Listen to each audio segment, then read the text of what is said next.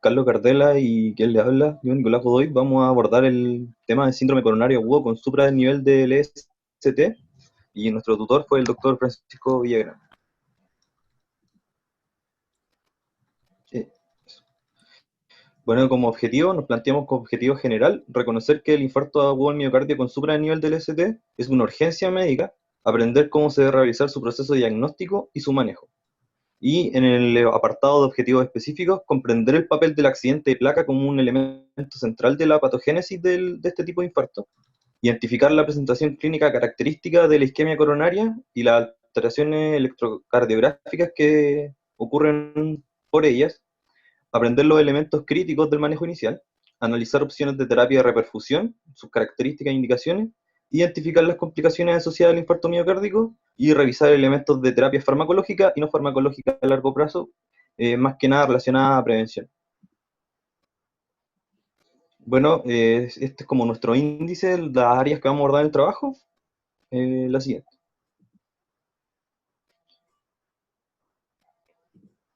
La siguiente.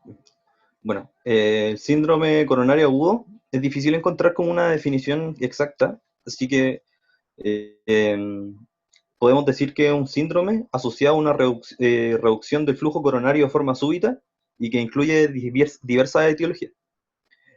Su principal manifestación es el dolor torácico, de una intensidad bastante fuerte, aunque también hay otros síntomas equivalentes. Y tiene una amplia presentación, ya que puede presentarse como un paro cardíaco, un shock cardiogénico, incluso en muerte súbita en algunos pacientes.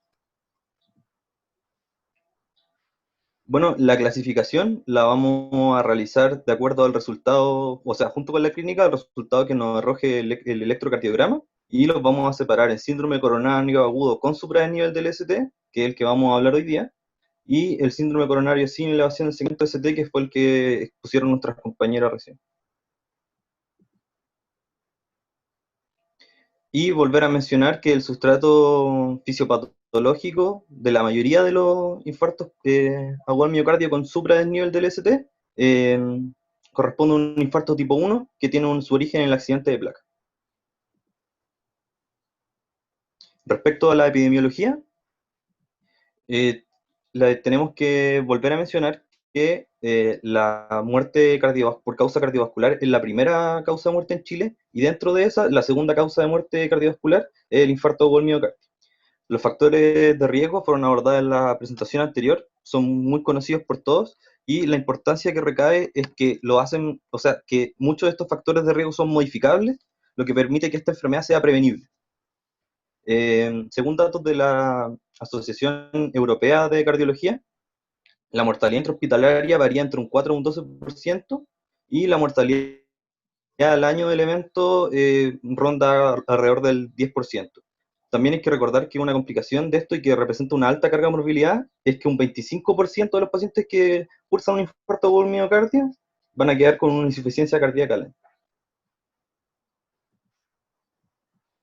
Bueno, ahora entrando en temas de fisiopatología, como adelantaba Nicolás, el infarto agudo del miocardio tiene su hallazgo, su base sobre el accidente de placa.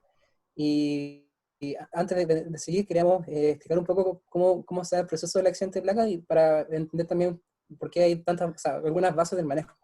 Entonces, la placa, como también ya anticipaban nuestra compañera en la presentación anterior, sucede por un depósito sutil y lento de colesterol en el segundo endotelio de la arteria muscular. Y esta estría de grasa que en un principio se genera aumenta de forma silenciosa con el paso del tiempo y genera algunos como factores inflamatorios dentro de ella. En realidad lo que pasa es que el colesterol, cuando está en la matriz del subendotelio, se oxida y genera algunos radicales que de alguna manera gatillan una respuesta inflamatoria y se genera esta fibrosis, ¿no? Finalmente lo que sucede es que en algún momento del crecimiento de la placa, debido a las fuerzas de sellamiento y a la variación como hemodinámica que se produce ahí mismo, el endotelio se puede romper y se puede reparar y romper y reparar, hasta que llega un momento en que la capacidad de recuperación no es suficiente se expone como de forma importante el subendotelio. Cuando el endotelio expone su matriz extracelular, o sea, su matriz intracelular, perdón, se presentan varios factores que de alguna manera gatillan la cascada de la coagulación y la formación del trombo. En el dibujo, donde está la flecha, podemos ver que se muestra que en la matriz hay un componente que se llama el factor von Willebrand. También hay algunos otros componentes, como por ejemplo el factor tisular. Lo que sucede es que la plaqueta, al encontrarse con este factor expuesto, se añade a ella, y ella de alguna manera comienza a agregarse y gatilla la cascada de la coagulación. La aspirina, por ejemplo, ataca precisamente en la expansión de este proceso, porque como es un inhibidor de la ciclooxigenasa, rompe el proceso en el cual se produce el tromboxano, que es un derivado de una prostaglandina. Entonces, de alguna manera evita la cascada, o sea, la agregación plaquetaria en ese sentido. Por otro lado, por ejemplo, el copidogrel, que también vamos a ver que el otro antiplaquetario que se utiliza, también es un antagonista del receptor PIA2, que también participa en el proceso de agregación. Entonces, de alguna manera, lo importante de entender es que en el proceso de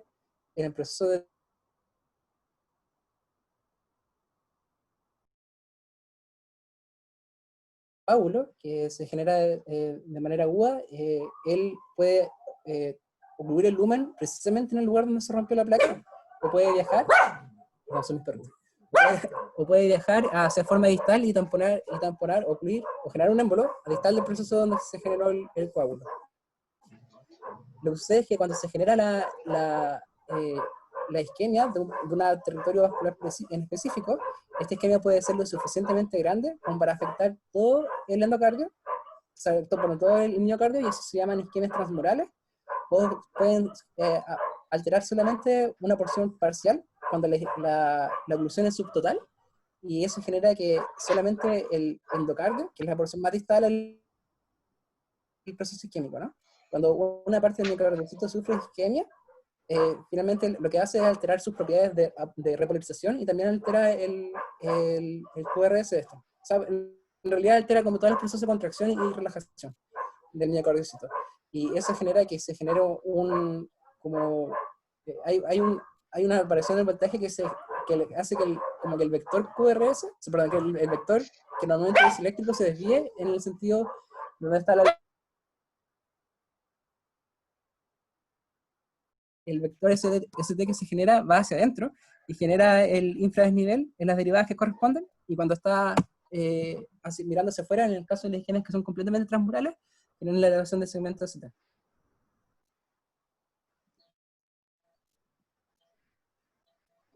Bueno, ahora abordando la presentación clínica, eh, tenemos que hablar de la presentación típica, que corresponde a un dolor torácico de aparición súbita, que es de carácter opresivo retroesternal y que es de gran magnitud. También hay que tener en cuenta que hay una presentación atípica y que corresponde a síntomas equivalentes que se dan en algunos grupos especiales, principalmente se da en mujeres, en diabéticos y en pacientes de muy avanzada edad, donde se puede cursar, por ejemplo, con una disnea aislada, o puede haber náuseas, vómitos, palpitaciones, síncope. También dentro de la presentación típica pueden añadirse síntomas neurovegetativos por la carga de drenación del dolor hacia la extremidad superior izquierda o hacia la mandíbula. También hay un grupo especial que es pacientes jóvenes, alrededor de los 40 y 50 años, en donde un 25% de ellos pueden debutar con muerte súbita, hacen una taquicardia ventricular y mueren ahí en el lugar. Y recordar que esto es una urgencia médica y que se debe actuar de forma rápida, ya que aparte es un proceso isquémico. Entonces, una vez ya como reconoció La brevemente la siguiente. base. Perdón. No. No. Bueno, en la evaluación inicial y el proceso diagnóstico, tenemos que tener en cuenta que, como ya dijimos anteriormente, hay que actuar rápido. Entonces, si reconocemos cierta sintomatología y nos orienta al diagnóstico de infarto o miocardio, tenemos que actuar como tal. Otra cosa que es importante es que se recomienda que se tome un electrocardiograma en menos de 10 minutos desde la admisión de un paciente sintomático y que se debe tener también a mano un desfibrilador por si es que es necesaria la reanimación del paciente. La siguiente. Bueno, en el aspecto de reconocer, también tenemos que tener en consideración diagnósticos diferenciales de dolor torácico no traumático. Entre las causas respiratorias, por ejemplo, podríamos tener un TEP o un neumotórax de tensión. En la esfera gastroesofágica podría haber una ruptura esofágica o una úlcera péptica que se perforó. El músculo esquelético en realidad no tiene tanta relevancia comparado con la otra. Y la otra, los tres eh, cuadros restantes son de la esfera cardiovascular. La disección aórtica, que es difícil de descartar, la pericarditis y el dolor isquémico propiamente tal del infarto. Dentro de este proceso también de reconocimiento hay que tener en cuenta que se debe tomar medidas generales, evaluar cómo está el estado hemodinámico del paciente. Ya mencionamos el hecho de poner un desfibrilador cerca, a las cercanías de él, si es necesario. Se deben obtener vías venosas y al mismo tiempo obtener una muestra de sangre, mandarla al laboratorio y solicitar elementos que no nos van a dar un diagnóstico como tal, pero sí nos van a ayudar al tratamiento y al pronóstico, como son el hematocrito, los biomarcadores, que en este caso no son diagnósticos, como en el caso anterior de infarto agudo del miocardio sin la elevación del ST. Hay que pedir una función renal y un perfil lipídico.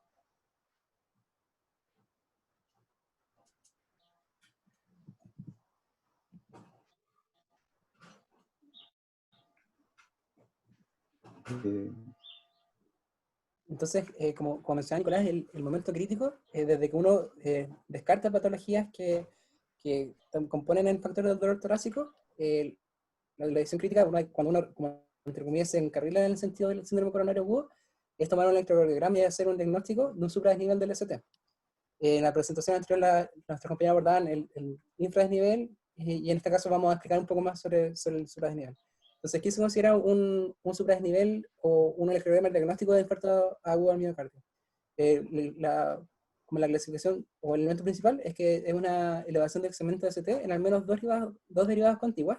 Esta elevación corresponde a una elevación de por lo menos 1 milímetro del punto J en relación, bueno, en este caso voy a pasar el punto de prensa, se puede apreciar acá, que se puede utilizar como eje de referencia la onda Q cuando no está alterada en el caso inicial. Entonces, esta clasificación tiene algunas excepciones que en específico tienen que ver con las derivadas B2 y B3, y cuando se sospecha de infarto de pared posterior. En el caso de las derivadas B2 y B3, que son derivadas anteriores, en palabras simples podemos decir que son más chillonas, entonces se requiere una elevación mayor para que se considere diagnóstica. Esa elevación se calza para 1.5 en mujeres, 2.5 en varones jóvenes, menores de 40 años, y mayor a 2 en varones de mayores de 40 años. Y las derivadas posteriores también tienen algunos valores que son considerados como mínimos para eso. Entonces, el infarto o la variación del ST es un proceso dinámico, y uno en realidad está acostumbrado a siempre ver la elevación proveniente del ST, pero desde un momento hiperagudo, con la presentación más inmediata, esto comienza como una elevación de la onda T en el tiempo, y que termina por levantar el punto J, como se puede observar donde dice 24 minutos, que el punto J ya está elevándose, y termina en una elevación completa del ST, que después, con el paso del tiempo, va a quedar de una forma residual con una onda Q prominente, como se ve en la última imagen a la derecha, con bueno, en este caso una inversión de la onda T, pero que eso después se revierte. Bueno, no, lo importante es poder tener claras las derivadas como las caras que componen o que uno ve en la electrocardiografía, ¿no? Básicamente es importante reconocer las derivadas que componen el plano anterior, el plano posterior y el plano anterior, perdón, posterior y la pared inferior. Las derivadas, bueno, no es el propósito de la presentación hacer una relación exhaustiva, pero en general las derivadas anteriores son todas las precordiales, desde B1 hasta B6, y se puede ver también afectado a ABL, porque es la derivada que está mirando hacia la izquierda. En la pared inferior se ven las tiradas de 2, de 3 y ABF, que en realidad son son las derivadas frontales que miran hacia abajo, y en el puerto de pared posterior se puede ver un infradesnivel en B1, B2, B3, y recíprocamente se ve el supradesnivel en B7 hasta B9, que son las derivadas posteriores. En este caso específico podemos ver que hay un supradesnivel en la derivada, o sea, hay un supradesnivel del ST en las derivadas B2, B3 y inclusive B4, donde el punto J ha subido, está un poco lejos la imagen, pero se puede ver que es más de 2 o 3 milímetros. Algo que se conoce como un equivalente es el bloqueo de rama izquierda. El bloqueo de rama izquierda, electrográficamente se ve muy parecido, porque tiene elevaciones de la onda T y todo como una imagen que es peculiar. Y en realidad, si es que él está, y hay una clínica sugerente de un electrocardiograma de diagnóstico, se asume que se debe proceder de la misma manera. Y bueno, hay algunos criterios que se conocen como los criterios de Barbosa, como el capitán Barbosa, y ellos de alguna manera también ayudan a dilucidar que lo que está ocurriendo es un infarto, que puede estar sobreagregado sobre un bloqueo de rama o puede ser concomitante. Y ahí están las ondas típicas que hemos visto en clase. También existen algunas entidades que se conocen como camaleones de los infartos, y en realidad el camaleón son varias patologías que también generan alteraciones en el electrocardiograma, que podrían confundirse eventualmente con alguna de las fases de la variación de la ONT, IST, etc., ¿no? Algunas patologías, por decir algo, son la hipertrofia del ventrículo izquierdo, la repolarización temprana, la hipercalemia, donde en su fase aguda se ven elevaciones de la ONT también, y otras patologías son, por ejemplo, la miocarditis, el síndrome de Taksubo o el síndrome de Brugada. El punto es que podamos reconocer el infarto en la electroradiografía, o sea, los signos como que representan un infarto de la pared anterior o posterior o inferior, tomar como las medidas primarias, que en este caso es tener un desfibrilo cerca, caso de suceda algo, y cuando ya estamos en esto, porque ya reconocimos el supradesnivel con las características que mencioné, y tenemos el cuadro de síndrome coronario agudo, ya entramos en la carrera porque hicimos el diagnóstico, ¿no? Que hay un infarto con SUP. Y eso determina que tengamos que tomar acciones que vayan hacia la reperfusión. Ya. Bueno, la diapositiva anterior mostraba como una pista de carrera, porque en realidad, como toda enfermedad isquémica, mayor tiempo significa mayor pérdida de tejido, así que en el manejo tenemos que actuar de forma rápida. La siguiente. Bueno, vamos a separar esto en medidas de manejo inicial y en terapia de reperfusión. El objetivo primario terapéutico de este cuadro debe ser restablecer el flujo coronario del vaso ocluido lo más rápido que se pueda. Bueno, a la vez el manejo inicial lo desglosamos en distintas partes de acuerdo a ciertos objetivos. Por ejemplo, respecto al alivio del dolor y la ansiedad del paciente, se recomienda utilizar morfina idealmente en 2 miligramos endovenoso en bolo, repetir en caso necesario, pero hay que tener un ojo en mantener una presión arterial sistólica mayor a 100 miligramos de mercurio. Y si es que la ansiedad del paciente es demasiada, podría eventualmente ocuparse una benzodiazepina, ya que la ansiedad contribuye a la mayor carga adrenérgica y que empeora el cuadro. Se debe proporcionar oxigenoterapia, pero solo si el paciente está saturando menos de 90%. El monitoreo, en caso de que, por ejemplo, bueno, ya tenemos el diagnóstico, pero en caso de que tuviéramos un paciente sintomático y no tenemos un diagnóstico, pero lo sospechamos fuertemente, se deben hacer electrocardiogramas seriados cada 15 o 30 minutos hasta que se alivie la sintomatología o podamos evidenciar realmente los cambios electrocardiográficos que buscamos. Y ya dijimos contar con el desfibrilador. Respecto a la terapia antiplaquetaria, se recomienda que sea dual, en primera instancia con una aspirina masticable, tiene una carga de 150 entre 300 miligramos, eso es vía oral, que se mastica y el paciente lo traga, o 700, o 75 o 250 por vía intravenosa. Y junto a la aspirina se recomienda el clopidogrel, ya que aumenta la eficacia del tratamiento, y según terapia elegida, aquí vamos a variar. cuando vamos a optar por la fibrinólisis y en pacientes no reperfundidos, tenemos el criterio de que en menores de 75 años vamos a utilizar una dosis de 300 miligramos y en mayores de 75 miligramos. Y si la ruta terapéutica que escogimos es la angioplastía coronaria, va a ser una dosis de 600 miligramos independiente de la edad. Respecto a la anticoagulación, previa al tratamiento de reperfusión, también hay diferencia. Si es que vamos por la fibrinólisis, se debe ocupar enoxaparina, que es más conocido como Clexane, en un bolo intravenoso de 30 miligramos. Y si es que vamos eh, por la intervención coronaria como percutánea, debemos ocupar heparina no fraccionada, esa debe ser nuestra primera elección, en un bolo de 70 a 100 unidades internacionales por kilo.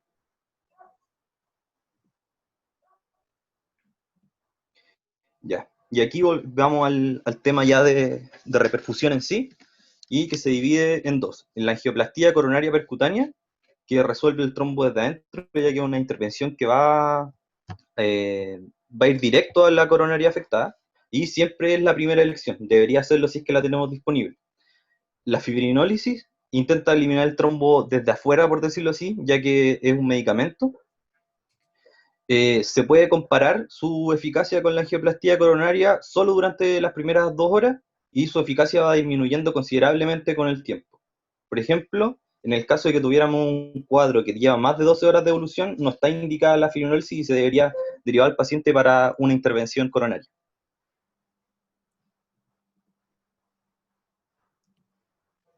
Bueno, esto es textual de la guía europea de la Sociedad de Cardiología del 2017 sobre infarto por miocardio con supradesnivel del LST, y que nos evidencia o sea, nos dice que la PCI primaria, que es la angioplastía coronaria por sus cifras en inglés, es la estrategia de reperfusión preferida en pacientes dentro de las 12 horas, desde el inicio de síntomas, y previsto que pueda realizarse de manera expedita. Esto es desde 120 minutos desde que hacemos el diagnóstico. Y que los ensayos clínicos randomizados han mostrado que tiene una mayor eficacia y es mejor en la reducción de mortalidad, reinfarto y la posibilidad de cursar con una ACV. Bueno, aquí básicamente lo que se intenta explicar es por qué se llegó a este consenso de los 120 minutos de ventana terapéutica que tenemos, y es porque se hicieron distintos estudios que compararon a pacientes con fibrinólisis inmediata y derivados a PCI primaria, y mostraron que una demora por promedio de 78 minutos en el grupo de la angiografía, perdón, la intervención coronaria, no se mostraron diferencias en los outcomes clínicos. Y por simplicidad se fijó este valor absoluto de 120 minutos desde el diagnóstico. Ya, aquí tenemos un esquema que nos muestra bien qué terapia de repercusión vamos a elegir de acuerdo a las condiciones en las que nos encontremos. Por ejemplo, si es que ya a tu paciente con dolor torácico que llama a la urgencia, tiene el acceso a ambulancia y puede ser derivado a algún centro donde le hagan un diagnóstico o sea, donde se le haga el diagnóstico de este cuadro bajo los 10 minutos, tenemos que evaluar. Si es que estoy menos de los 120 minutos, mi estrategia de reperfusión va a ser la intervención coronaria, como tal. Y si es que más de 120 minutos, la fibrinólisis debería ocuparse. Si es que tenemos a la cercanía, por ejemplo, un centro como el Frique que tiene este tipo de intervención, deberíamos derivar directamente ahí. Y si es que estamos, por ejemplo, muy alejados Perdón, lo que decía el Frique es el último imagen de abajo. Y si es que no tenemos si es que estamos cerca, o sea, lejos de un centro que tenga este tipo de intervención coronaria, ahí se debe evaluar si es que, por ejemplo, la demora del tratamiento va a ser más de 120 minutos, o el centro de referencia está a 2 horas del lugar donde estamos, ahí deberíamos optar por la fibrinólisis de lleno. Cuando hemos decidido que la fibrinólisis es la opción, como en las circunstancias que describía Nicolás recién, queremos contarles cuáles son como los fibrinolíticos que existen y cuáles son las diferencias que hay entre ellos. Básicamente podemos distinguirlo en dos grandes ramas, unos que son recombinantes, es decir, emulan la enzima que realiza la fibrinólisis, que la vamos a explicar enseguida, y los otros son fibrinolíticos que no son específicos, es decir, son otras enzimas que tienen una actividad parcial o semejante a la original, entre comillas, pero la actividad no es completamente igual. Entonces, en el caso de los que no son recombinantes, el ejemplar o quien es como el representante es la streptokinasa. Y tiene varios nombres comerciales que están ahí detallados. La característica de la streptokinasa es que es derivada del estreptococo beta-hemolítico y como tal, como es una enzima que es de origen como no humano, tiene la posibilidad de generar hipersensibilidad y gatillar reacciones alérgicas. Entonces, si bien es una de las opciones, en la actualidad en realidad se trata de no ser, o se prefieren los fibrinolíticos que son recombinantes. Como dicen en la cuadra característica de abajo, en general es barato y está disponible, pero como explicaba recién, dado que, que tiene la característica de poder generar hipersensibilidad o resistencia a ella por inmunidad, solo se puede usar una vez en la vida, si es que se elige usar. Los recombinantes, lo que son, en realidad son emuladores de la TPA, que es el activador de plasmina. Que lo que hace es degradar el plasmina hacia plasmina. Básicamente, la plasmina es la enzima que es capaz de degradar el colágeno, o sea, perdón, la fibrina que se deposita sobre el colágeno. Entonces, de alguna manera, el gatillar la producción de plasmina, perdón, de plasminosa plasmina, a través del factor, el factor de tejido, el factor de, bueno, está ahí, pero es intentar hacer eso. Entonces, las recombinantes en general son más caras, pero son más efectivas. Y, por ejemplo, la estroquinasa tiene una efectividad de alrededor del 30%, en cambio las recombinantes varían del 50 al 60%.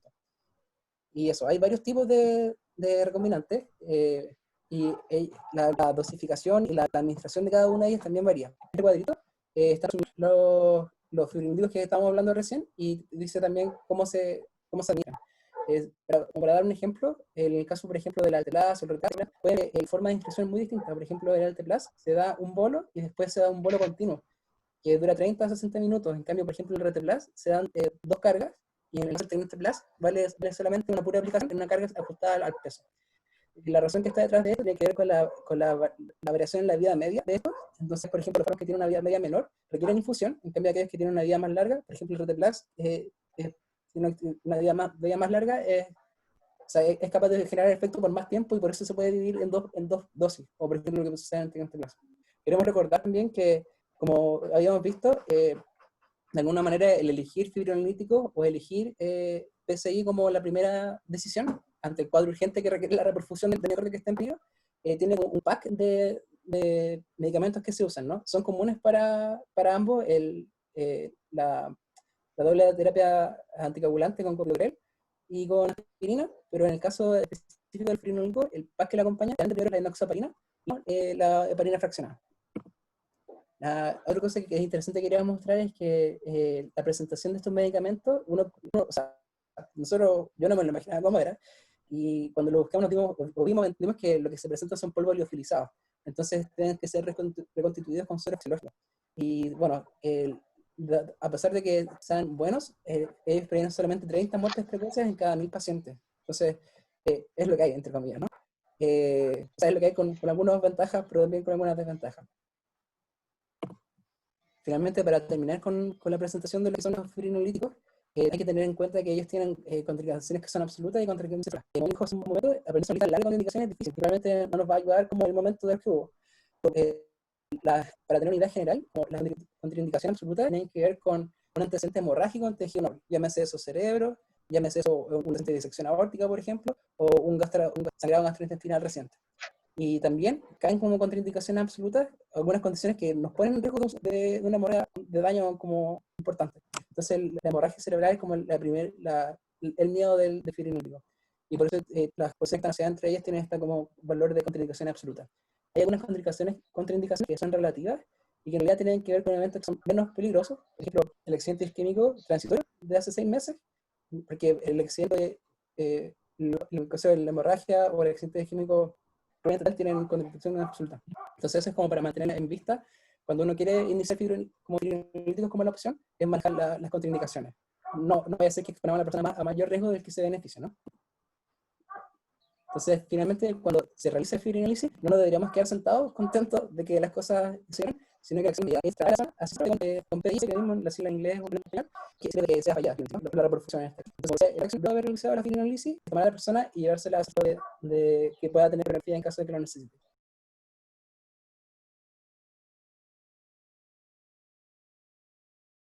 Pasar por la intervención coronaria percutánea de todas maneras. La diferencia es que aquel que le sucede en el momento, o sea, aquel que falla, la intervención se dice que es de rescate, que se hace lo más posible, o sea, de manera inmediata en realidad. En cambio, la intervención percutánea que se hace en el caso de los pacientes que tienen una reperfusión exitosa es de manera temprana, pero no inmediata, y que puede hacerse desde las 2 hasta las 24 horas desde que se ocurre el cuadro. Entonces, terminando la idea del manejo, creemos que tal vez el más importante es saber en qué lugar del mundo estamos parados, porque eso determina nuestra posición y la capacidad que tenemos de trasladar un paciente dentro de los tiempos que están establecidos, vale decir, en 120 minutos, a un lugar que tenga la capacidad de realizar una angioplastia coronal percutánea. Ese es el mensaje de fuerza que queremos transmitir, que es una decisión que deberíamos tenerla bien clara desde antes. Entonces, ahora vamos a revisar algunos elementos. Perdón. Vamos antes de pasar al siguiente bloque, perdón. Entonces, hay algunas condiciones que de hecho, la del fibrosis, y son las siguientes. Es cuando la presentación de la persona, no nos hemos ha sido más de 2 horas de presentación de síntomas. El valor de fibrosis tiempo dependiente. Ya después de las 3 horas, en realidad para adelante, no es opción. Si esa persona llega tardíamente, más de 2 horas, no es opción. La opción es la PCI o ACP. Otro escenario es que el electrocardiograma no es diagnóstico, pero a pesar de hay alta clínica, igual se debe llevar hacia PCI. La otra condición donde el delito tampoco es opción, donde la opción siempre es la PCI, es cuando hay complicaciones de entrada, ya sean como eléctricas malignas, mecánicas o falla de la goma. En todos estos casos, la fibrinosis tampoco es opción, tiene que llevarse a PCI. Solo brevemente, antes de entrar en esto, las complicaciones se pueden derivar en eléctrica y mecánica, y varían en su gravedad. Abajo dice sobre el shock cardiogénico, y permiso, me tapa aquí el visor de la pantalla. Las complicaciones del shock cardiogénico es que el problema es que tiene una alta mortalidad intrahospitalaria y complica una cantidad importante de los cuadros, del 6 al 10%, que se presentan con STEMI. Otras complicaciones, por ejemplo, las arritmias ventriculares, que también son malignas, se pueden ver hasta un 6 o 8%, la fibrilación auricular, que la mayoría de las veces de carácter es benigno, se ve en 1 de cada 5 pacientes. Entonces, en realidad, las complicaciones son relativamente frecuentes y hay que tenerlas en vista. Como una idea importante es que las complicaciones agudas se producen en el día de este perfil temporal. Es importante para poder sospechar las dos grandes variantes de las complicaciones y tener en cuenta que las complicaciones eléctricas son frecuentes y que el peor escenario de complicaciones eléctricas, que el shock cardiogénico es mortal, con 50% de mortalidad intrahospitalaria, son ideas importantes. Se quedó pegado. Y esa era la idea, que es una carrera. Contra el tiempo. Bueno, ahora abordando el seguimiento, y hay algo común de que es algo como la escrito del segmento. Bueno, el seguimiento y la prevención en general se van a dividir en 2 áreas. Una es el farmacológico relacionado a cambio en el estilo de vida, y la otra es el manejo farmacológico propiamente tal. Bueno, como ya mencioné, que son principalmente los el tabáquico, que es una de las más efectivas, la rutina, dieta y peso. Se recomienda una dieta mediterránea en el paciente, que tiene el consumo de alcohol, y baja de peso, que va de la mano tanto con la dieta como con la sesión de ejercicio. De esto, hay programas de rehabilitación cardíaca basados en ejercicio, y que uno debería instar a los pacientes a que accedan a ella, y también representa una disminución de la mortalidad. Y el control de presión y adherencia al tratamiento, que también es también para evitar futuros riesgos, o sea, futuros eventos cardiovasculares y complicar ya la patología básica que tiene el paciente. Respecto al manejo farmacológico, una terapia que va a ser una aspirina, que se va a dar un paciente, pero se va a partir con una terapia dual de aspirina más clopidogrel entre 6 a 12 meses, y aunque la evidencia menciona que lo ideal es que sea de 6 meses. Y al administrar esta terapia hay que tener ojo con que tenga una historia de sangrado digestivo o un riesgo alto de hemorragia, y se debe utilizar como omeprazol como un inhibidor de la bomba de protones. También otro de los pilares de este manejo farmacológico que es muy importante son las estatinas en dosis alta, en una estatina de 40 miligramos. La meta que hay que plantearse es que el nivel de LDL en sangre sea menor a 70 miligramos o que haya una disminución del 50% del LDL basal del paciente. El beta se debe considerar en todos los pacientes que sufren UTMI y su uso tiene que ver con el control del ritmo cardíaco y cardioprotección a un infarto miocardio, y se asocia también, al igual que la estatina y la terapia antiplaquetaria, a una disminución considerable de la mortalidad. También otros fármacos tienen un impacto en la disminución de la mortalidad y su efecto se mide al menos 30 días. En el caso de pacientes que no puedan utilizar beta bloqueador, hay que considerar el uso de antagonistas de calcio, que son situaciones especiales. Y lo que sí se plantea es que fármacos con el receptor de mineralocorticoides, como la espronolactona, se recomienda su uso en pacientes que tengan una fracción de eyección del ventrículo menor al 40% y que tengan insuficiencia cardíaca o diabetes y que encuentren tratamiento con IECA y beta bloqueo. Lo importante acá es que al ser la espronolactona un ahorrador de potasio, hay que monitorizar la función renal y estar alerta respecto a la aparición de arritmias que presentan un alto riesgo cardiovascular. Bueno, ahí está nuestra bibliografía. Vamos por esta parte y vamos a avanzar al caso clínico que tenemos. No sé si las preguntas Avancemos con el ahora. caso clínico. Eh, Avancemos con el caso clínico. Dale. Bueno, el caso clínico es que usted se encuentra trabajando en la posta rural de Puerto Cisnes y nuestro centro con intervención se encuentra a 3 horas. En ese contexto nos consulta un hombre de 65 años que es traído por su esposa tras presentar un dolor muy intenso en el pecho, náuseas y diaforesis. El dolor se inició hace aproximadamente 1 hora en el domicilio del paciente y actualmente él se encuentra agitado y con una sensación de muerte inminente. Manifiesta que el dolor comenzó de forma súbita, con una gran magnitud, así que decidió consultar. El paciente posee antecedentes de hipertensión arterial mal controlada y tabaquismo activo de 20 cigarrillos diarios hace 20 años, lo que son factores de riesgo modificables y que presentan un alto riesgo cardiovascular. Respecto al control del ciclo vital, este paciente tiene una frecuencia respiratoria de 24, está algo taquipneico, tiene una fracción, o sea, una frecuencia cardíaca de 130, taquicardia, está durando más de 90, resultando específicamente 94, tiene un llene capilar es menor a 2 segundos, y no equivocamos en el signo, y su peso aproximado de 30 kilos. Y la pregunta que hacemos nosotros ahora abiertamente es ¿qué harían ustedes en el caso de presentarse este paciente? Micrófono abierto. O sea, quien quiera.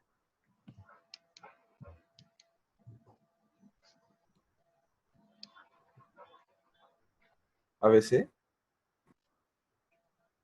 Sí. ¿Ya? Sí, claro. Como manejo inicial, siempre se recomienda hacer el ABC, como evaluar el estado hemodinámico del paciente, que también ahí se relaciona con el llene capilar.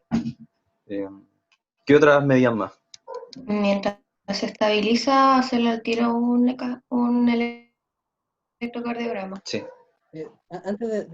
Gracias, Cami. Antes de entrar con el electro, bueno, igual es súper evidente, ¿no? Pero la pregunta uno es que se nos enfrenta un dolor torácico, ¿no? Y hay que pensar toda la baraja de posibles causas del dolor torácico. Primero, si es traumático o no traumático, nos quedamos el tiro con que es no traumático, en realidad, ¿no? Y ahí después se nos abre todo el respecto. En realidad, esto es muy evidente de que es isquémico, entonces no hay mucho que redundar y eso igual como es positivo, pero solo quiero recalcar que es importante como pensar en otras posibles causas y si es que uno se entró al tiro y en este caso ya es claro que hay un proceso isquémico, hay que entrar a la carrera ahí. Y eso. Cambio de dicho electrocardiograma, ¿cierto? ¿Chiquillo? Yo. Sí. Esperen un segundo. Somos 29, incluyéndome a mí y los 4 que presentaron. Así que necesito pedirle a la... ¿Quién está grabando? A la Javiera que deje de grabar.